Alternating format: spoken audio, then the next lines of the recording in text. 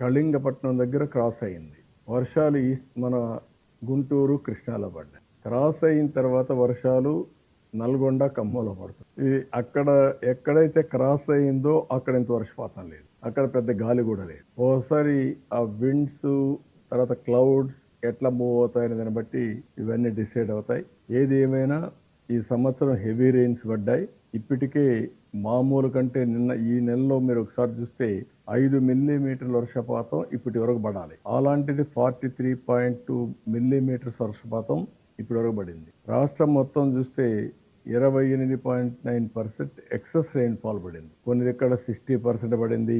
ఆ విధంగా మనం చూసినప్పుడు 3 జిల్లాలు అయితే 60% అంటే ఎక్కువ పడ్డాయి. 19 జిల్లాలు 20 నుంచి 59% ఎక్కువ పడ్డాయి. నార్మల్గా పడింది 4 జిల్లాలు పడ్డాయి. దానికంటే కిందన డెఫిసిట్ ఎక్కడా లేదు. అన్ని దిక్కల అబవ్ నార్మలే రెయిన్ఫాల్ పడే పరిస్థితి వచ్చింది.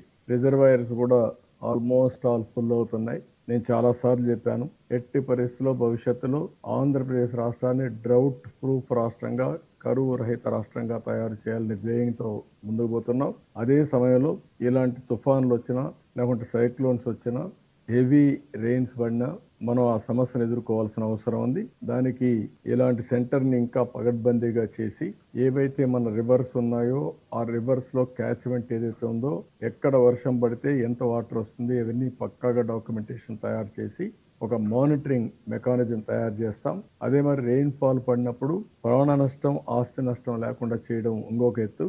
ఇంకొక పక్కన వల్నరబుల్ స్పాట్స్ చాలా ఉన్నాయి. ఈరోజు బండ్స్ కొన్ని ఉన్నాయి, వీక్ గా ఉన్నాయి.